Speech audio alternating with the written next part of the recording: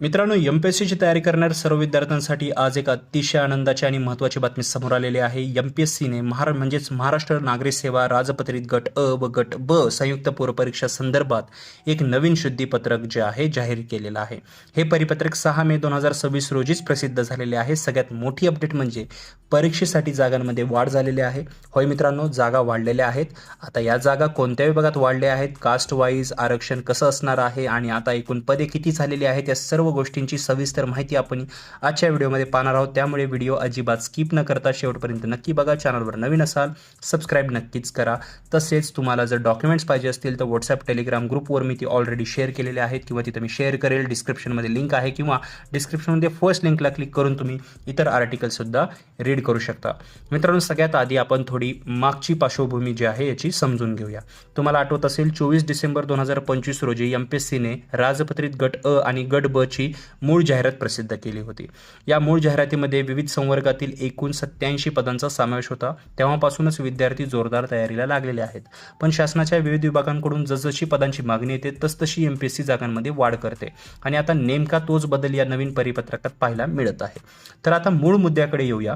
महसूल व वन विभागातील महाराष्ट्र पशुवैद्यकीय सेवा, महाराष्ट्र ॲनिमल हजबंड्री सर्व्हिसेस यातील पदांचा आता या परीक्षेत समावेश करण्यात आलेले आहे. यात पशुवैद्यकीय अधिकारी गट अ या पदांची भर पडलेली आहे. आता इथे आयोगाने एक खूप महत्त्वाची गोष्ट स्पष्ट केली आहे, ती नीट समजून घेऊया. सुरुवातीला या पशुवैद्यकीय अधिकारी पदाच्या एकूण 8 जागांचा समावेश करण्याचा विचार होता. मात्र शासनाच्या 15 एप्रिल 2026च्या पत्रानुसार अनुसूचित जमाती प्रवर्गातील म्हणजे एसटी प्रवर्गातील एक पद सध्या राखीव म्हणजे ठेवण्याचा जो आहे तो निर्णय घेण्यात आलेला आहे. त्यामुळे 8 ऐवजी आता एकूण 7 पदे या भरती प्रक्रियेत भरली जाणार आहेत. ही गोष्ट विद्यार्थ्यांनी विशेष लक्षात घ्यायची आहे की एक पद जे आहे ते राखीव आहे.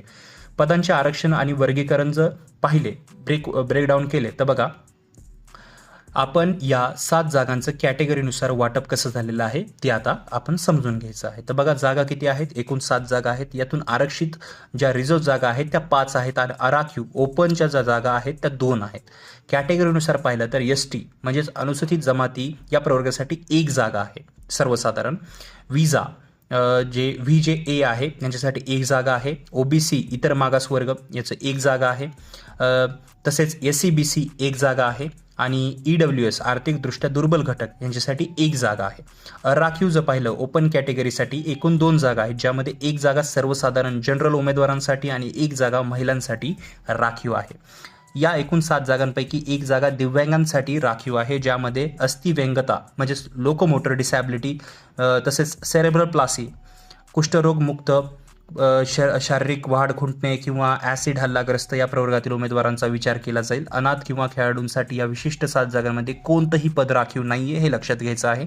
आता व्हिडिओच्या सर्वात महत्त्वाच्या भागाकडे आपण येऊया. या शुद्धीपत्रकामुळे तुमच्यासाठी एकूण किती जागा झाल्या?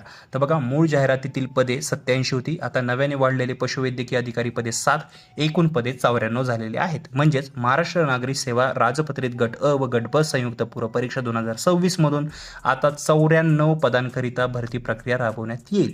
परिपत्रकात आयोगाने आणखीन 2 महत्त्वाचे पॉईंट्स दिलेले आहेत. सर्वात महत्त्वाचा पॉईंट पहिला, यापुढे पदसंख्या किंवा आरक्षणामध्ये काही बदल झाल्यास त्याची माहिती एमपीएससीच्या अधिकृत वेबसाईटवर दिली जाईल. ती माहिती मी तुमच्यापर्यंत लगेच घेऊन येईल. दुसरं, या व्यतिरिक्त मूळ जाहिरातीमधील ज्या इतर सर्व अटी आणि शर्ती होत्या त्यामध्ये कोणताही बदल झालेला नाही, त्या तशाच्या तशाच राहतील. तर विद्यार्थी मित्रांनो, ही होती आजची सर्वात मोठी अपडेट. जागा वाढल्या आहेत ही नक्की एक पॉझिटिव्ह गोष्ट आहे. 87 वरून 84 वर जागा गेलेल्या आहेत. त्यामुळे कॉम्पिटिशन जरी असलं तरी संधी वाढलेली आहे. आपला अभ्यास याच जोमाने सुरू ठेवा. तुम्हाला या परिपत्रकाची मूळ PDF हवी असेल तर मी आपल्या टेलिग्राम आणि व्हॉट्सअप चॅनलवरती ती ऑलरेडी शेअर केलेली आहे किंवा मी शेअर करेल. त्याची लिंक खाली डिस्क्रिप्शनमध्ये दिलेली आहे. तिथे जाऊन तुम्ही ते जॉईन करू शकता आणि डाउनलोड करू शकता. तसेच डिस्क्रिप्शनमध्ये फर्स्ट लिंक आहे, तिथे क्लिक करून तुम्ही आर्टिकलसुद्धा रीड करू शकता. ही माहिती तुम्हाला उपयुक्त वाटली असेल तर व्हिडिओला नक्की लाईक करा. तुमच्या इतर मित्रांसोबत हा व्हिडिओ नक्की शेअर करा आणि अशाच ऑथेंटिक आणि फास्ट अपडेटसाठी आपल्या चॅनलला सबस्क्राईब करा विसरू नका. भेटूया पुढच्या व्हिडिओमध्ये. तोपर्यंत थँक्स फॉर वॉचिंग.